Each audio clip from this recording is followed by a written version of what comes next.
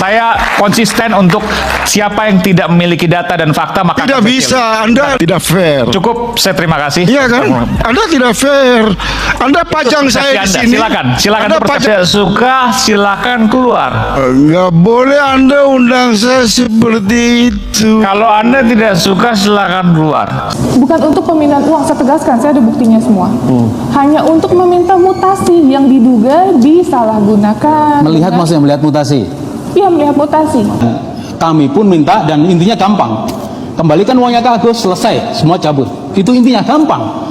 Perkara nanti akan mempersoalkan Agus, nanti berikutnya terserah. Hari ini diadakan pertemuan antara pihak Novi dan juga pihak Agus, tapi sayangnya Agusnya malah nggak dateng. Pengacara si F juga nggak dateng, malah ngirim pengacara yang lain yang katanya belum menguasai persoalan. Setelah gua tonton nih pengacara yang baju biru ini baru juga mulai pak, baru beberapa menit udah ngomongin inti permasalahannya adalah duit.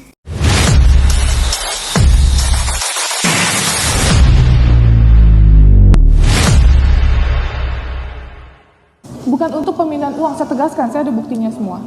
Hanya untuk meminta mutasi yang diduga disalahgunakan. Melihat maksudnya melihat mutasi. Iya, melihat mutasi. Biar dijawab. Jadi bukan memindah ya, melihat mutasi aja ya. Melihat mutasi. Sip, jawab. Terima kasih. Maaf saya agak kredit sebentar. Jadi begini, pada saat Mbak Novi meminta mutasi dan memang dianggap dari saudara Elmi dan saudara Agus mutasi. Dan pada saat hari itu mereka dari rumah sakit langsung ya menuju bank BCA Pondok apa itu ya?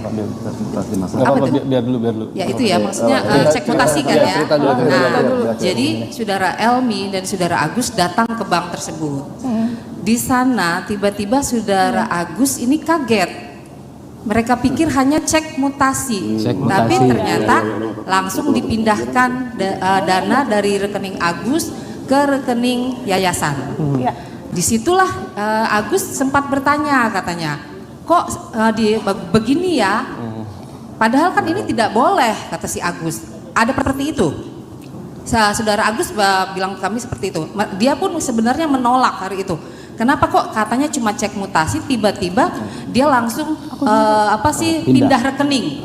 Dan pada saat nyampe ke sana itu tuh dia sudah dapat nomor antrian, sudah dipesankan duluan ya. Nah disitulah dia agak kaget dan di situ juga dia tidak memakai tanda tangan, katanya cap jempol. Tanda tangan juga Bu. Nah itulah makanya dari situlah kami sebagai kuasa hukum melihat ini ada tindak pidana yang tidak baik begitu loh. Kon pemindahan dari dana pribadi ya dugaan dana pribadi masuk ke yayasan dan disertai dengan ancaman. Kalau menurut Mbak Novi ancaman kan saya cuma ngomong dinsos. Mungkin kalau menurut buat kita orang awam dinsos mah biasa. Cuma buat Agus seperti ancaman ya, apalagi pada saat itu memang dia sedang butuh dan sedang memang keadaan baik dan di situ mengatakan kalau kamu tidak cek mutasi segera kamu akan saya laporkan ke dinsos atau saya viralkan.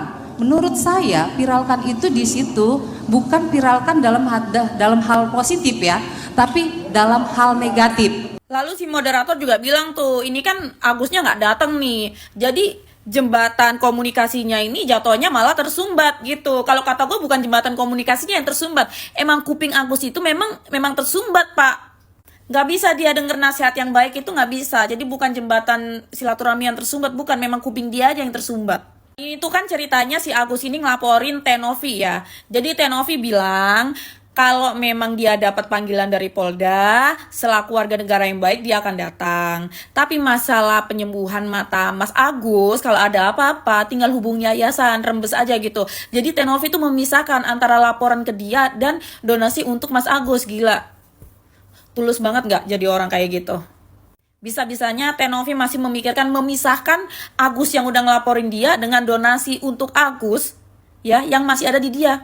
Kalau gue, yang gue pisahin ya jiwa sama raganya aja yang gue pisahin langsung. Dan menurut si bapak yang botak ini ya, sebenarnya yang di sini semuanya tuh perlu dicek KTP-nya, difoto kanan kiri gitu loh. Bahkan Agus ketika awal banget terima donasi harusnya juga kayak gitu. Kok jadi mirip kayak pinjol ya, pegang KTP terus ngeliat kanan kiri gitu, aduh. Lalu karena si Farhad Abbas ini nggak datang, dia udah bikin kayak semacam surat kuasa gitu yang isinya ada beberapa poin-poin yang menurut Farhad Abbas itu harus disampaikan di sini gitu ya. Dan kalau gua denger semua poinnya tuh kagak ada yang penting ya. Bahkan malah lebih penting kita kumpulin poin di minimarket atau swalayan setiap belanja. Kadang-kadang lumayan lebih bisa ditukar sama mie instan atau minyak. Kalau yang ini tuh namanya Ibu Marlin ya. Jadi di sini dia tuh ngejelasin ke Tenovi kenapa ketika Tenovi menghubungi istrinya Mas Agus itu dicuekin gitu loh, udah dikirimin undangan, di chat segala macam, di telepon nggak diangkat. Menurut Bu Marlin ini handphonenya istri Agus itu lagi mati gitu. Kata dia begitu. Ibu Marlin kira-kira tahu juga nggak Bu kalau misalnya pacar saya susah dihubungi gitu, kenapa Bu ya? HP-nya mati juga kah? Terus di situ kuasa hukum Agus tuh bilang kalau mereka tuh masih didebatin, terus kayak diricuin, mending mereka tuh walkout keluar dari ruangan itu gitu. Kata gue baperan banget sih, udah kayak emak-emak nawar di pasar pura-pura pergi biar dipanggil lagi. Ya kalau mau walk out mah walk out aja sana sono. Mau walk out kayak workout kayak bodo amat. Dan lu tahu gak sih endingnya tuh apa? Endingnya tuh bener-bener menguntungkan Agus. Nih, dari pihak Tenovi mau mengajukan ada pihak ketiga, rekening baru tempat menyimpan 1,3 M itu. Dan ada pihak yang mengawasi, pihak ketiga, di mana Agus ini diberobatin, ya kan? Dioperasiin, apapun itulah dulu. Kalau uangnya sisa tetap dikasih buat Agus, beli rumah, beli mobil atau apapun itu. Poinnya ini masih sangat menguntungkan Agus ya. Tapi pihak dari kuasa hukumnya Agus ini bilang mereka harus rapatin dulu gitu. Kalau kata gua kayaknya tim kuasa Agus ini pengennya 1,3 M itu cash keras di depan langsung, nggak pakai dicicil-cicil atau nggak pakai diawasi gitu. Jadi kayak suka-suka mereka mau dipakai apa gitu. Dan di part ini gua paling terharu banget karena Denny Sumargo tuh bilang si Agus ini tuh memang korban tapi jangan jadikan Novi korban selanjutnya, ya kan? Dan si Denny Sumargo tuh bilang sama si Farhad kalau memang ada masalah pribadi selesaikan aja diri, nggak usah bawa-bawa masalah Agus gitu loh. Kayak Sedikit aja gimana tadi berapa pertanyaan, capek apa enggak?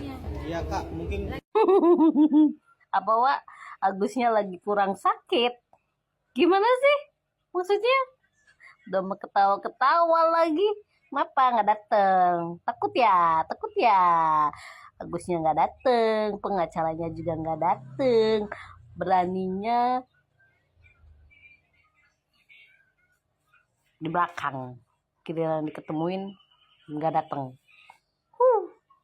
Hari ini diadakan pertemuan antara pihak Novi dan juga pihak Agus, tapi sayangnya Agusnya malah nggak dateng. Pengacara si F juga nggak dateng, malah ngirim pengacara yang lain yang katanya belum menguasai persoalan. Setelah gua tonton nih pengacara yang baju biru ini baru juga mulai Pak, baru beberapa menit udah ngomongin inti permasalahannya adalah duit.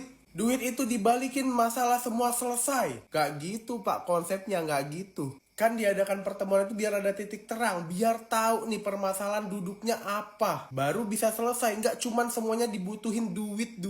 Apalagi yang bikin gue kayak gimana gitu, di tengah-tengah pembicaraan tiba-tiba pengacara si F ini nelpon. Dia bilang apa? Kalau nggak ada perdamaian kita pulang semua, tim dibawa pulang. Karena damai versi dia ini minta duit dikembalikan. Ya nggak gitu. Sebenarnya permasalahan itu nggak ada guys. Gara-gara awal ngelapor itu tuh jadi masalah tuh. Karena ini sebelumnya dijelasin di podcastnya Bang Densu. Kalau nih duit gak akan diapa-apain nama si Tenovi. Dia tuh cuma ngontrol doang duit itu biar tidak disalahgunakan. Karena yang udah terjadi kan kenyataannya tuh duit dibagi-bagi berasa duit warisan gitu. Dan di sini kebuka gimana awalnya itu dilaporin gara-gara katanya Tenovi itu ngancem ke pihaknya Agus. Dia ngancem bakal memviralkan.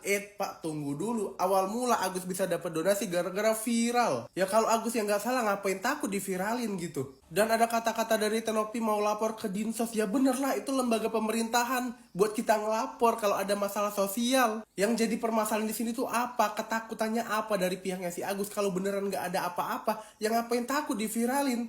Toh awal mulanya minta diviralin biar dapat donasi kan? Bang F kenapa ikut-ikutan gak datang Bang sama si Agus? Apa karena ada Densu ya? Gimana sih? Ya semoga aja enggak lah ya. Masalah itu kan udah Udah clear nggak ya? Lupa gue.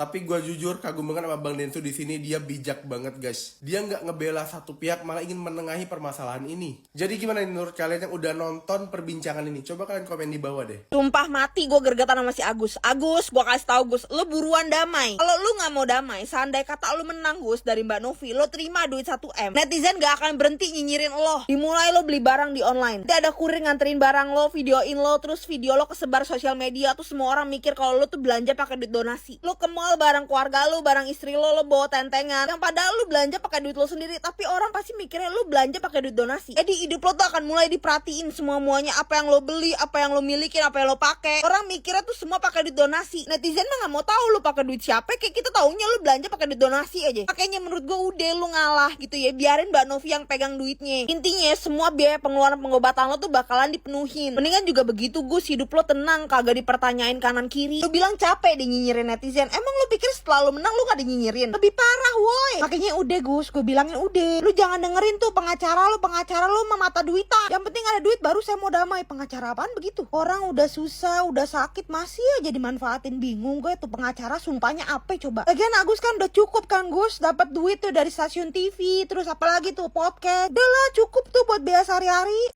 Nah guys, gimana kita mau percaya dengan Agus? Padahal kemarin baru saja dia ngomong di salah satu stasiun televisi kalau dia ingin ketemu dengan Teh Novi. Namun ketika diadakan mediasi terbuka oleh Densu dan mengundang pihaknya, justru Agus sendiri tidak datang. Katanya dia lagi memenuhi panggilan Polda yang kemarin membuat laporan. Seharusnya mediasi ini adalah jadi pokok permasalahan yang utama atau yang diprioritaskan oleh Agus dan juga pihak hukumnya, karena ini yang jadi problemik di masyarakat saat ini.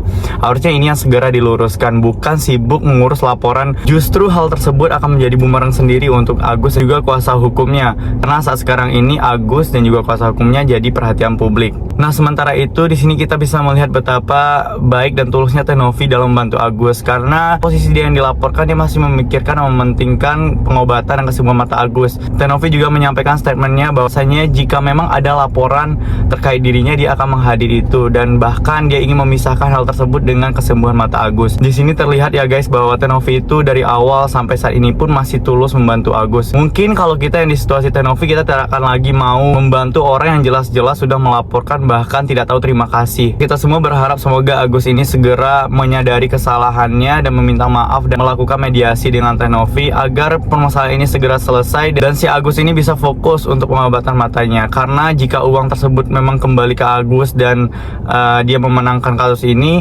maka kita sama-sama tahu bahwa sanksi sosial di negara kita ini sangat keras dan mungkin saja Agus ini akan menjadi bulan-bulanan publik. Nah guys, bagaimana kalian menanggapi hal tersebut? Silahkan berikan komentar sebanyak-banyaknya di bawah ini ya. Kami dari YouTube Biasa TV mengucapkan terima kasih dan sampai jumpa.